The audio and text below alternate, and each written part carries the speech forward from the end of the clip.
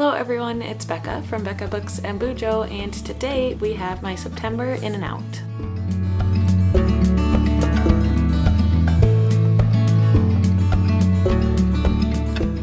It is time to haul and unhaul some books, and we have quite a stack of books over here. Some hauling, but mostly unhauling of books. So let's start with the unhaul because that's the most exciting part, I think. I have to reach over and grab all of these giant books. See? Lots and lots of books. Okay, first though, before I talk about the big ones, I am unhauling After You and Still Me by Jojo Moyes. These are the second and third in the Me Before You series. I talked about this series a lot in my Spin a Series video that I did earlier this month, and I loved Me Before You, which is the first in the series, but I did not feel like it needed a sequel or a third book. So I don't even remember what I gave After You as far as star rating, but I gave Still Me 3 stars, and I don't need to keep the second and third on my shelves, but I do love Me Before You, so I did keep that one. But these two are going away. And then the other 7 books I want to say that I'm getting rid of belong to one series that I decided to DNF in September. And if you don't know yet what it is the Outlander series by Diana Gabaldon. So the ones I am getting rid of are Dragonfly and Ember. Let's see if I'm doing this in order. Probably not, but Voyager is next. Then I think Drums of Autumn, The Fiery Cross, I should say. What's next? I think A Breath of Snow and Ashes is next, which is funny because I have the giant one of that. And then An Echo in the Bone, which is the one I DNF'd this month. Oops, I realized I stamped all these books, but I shouldn't have before I read them. Written in My Own Heart's Blood and Go Tell the Bees That I Am Gone. I didn't even have the dust jacket for this one. But I am unhauling every book that I own in the Outlander series except for the first Outlander, because I really love that first book, and I feel like I could return to it sometime, but I don't think I will ever return to the other books. I feel like they are too long for the story that they hold, and I would much rather consume the content of the stories through the TV series, because it's a pretty dang good TV series, if you ask me.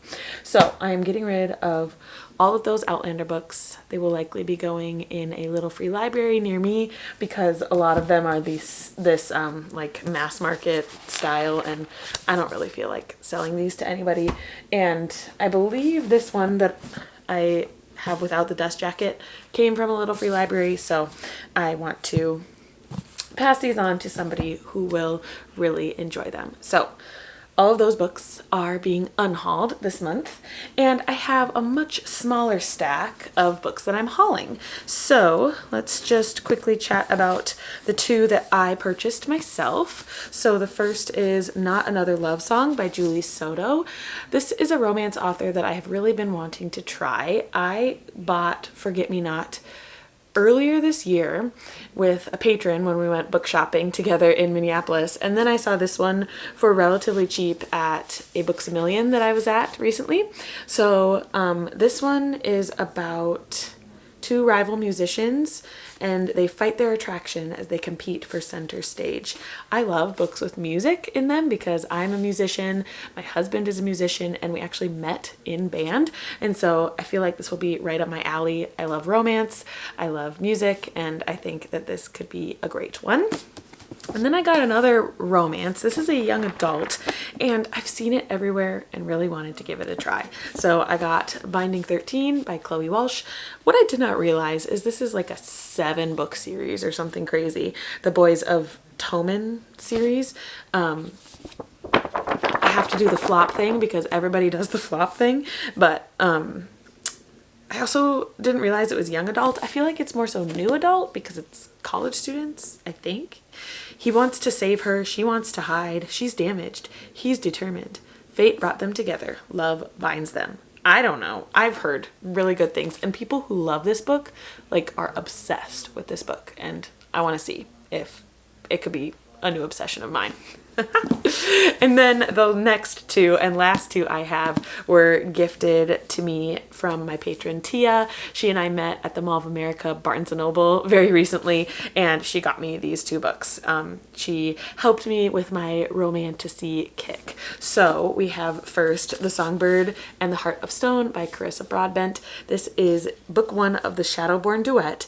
She has written, or is currently writing, 3 sets of duologies. And so this is in the Crowns of Nyaxia world, but this is the first in the second duology. If you know, you know. Anyway, this one I believe follows Mish or Misha. I don't know how you say it, but I said Misha in my brain, but then I see other people talk about it and they say Mish. But this says, in the descent to the underworld, a bride of the sun must choose between the light of her redemption or a dark love that defies the gods themselves.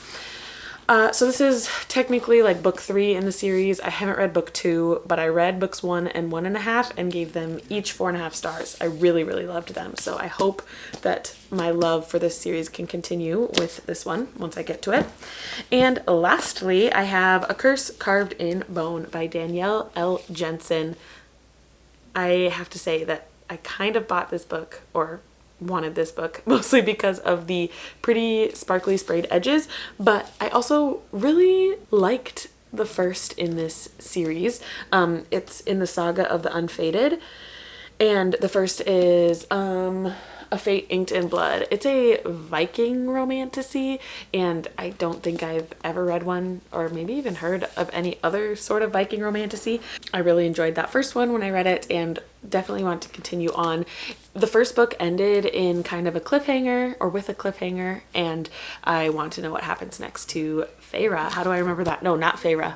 Freya, the Norwegian version of it. Freya and what's the guy's name? Bjorn. Of course it's Bjorn. Norway. Love Norway. Anyway, so these are the 4 that I'm adding. Oh, come on, books. These are the 4 that I'm adding to my shelves. Let me know. Oh no, did I just bend the cover? Scary. Let me know if you have read any of them and what you thought of them. Before we go, we need to do the stats because numbers are my favorite thing. So quickly, I'll just remind you that I hauled 4 books and I unhauled 9 books in September. And I will remind you how we did at the end of August with how many books are on my physical TBR. So at the end of August, I had 170 books on my physical TBR, 49 on my Kindle TBR, and 8 on my borrowed books TBR, which was a total of 227 books. Did we go down? Yes, we did. I'm so proud of myself. So at the end of September, I have 164 on my physical shelves, 48 on my Kindle shelves, and 8 on my borrowed bookshelves. That borrowed number is never going down. Oofda. Anyway, that totals to 220 books. We are 20 books away from my goal of 200 by the end of the year. That really shouldn't be too difficult. I'm reading a bunch of books in October that are on my shelves, so I just have to really be careful with hauling any books in October or the rest of the month, or the rest of the year, I should say. But it's Christmas. I'm probably going to get some books, so I'll just have to read a bunch and hope that I can get that number down to 200. Again, let me know down in the comments if you have read any of the 4 books that I hauled in this video and what you thought of them. As always, I would love to have some bookish conversation with you. Thank you so much for watching, and I will see you in another video very soon. Bye!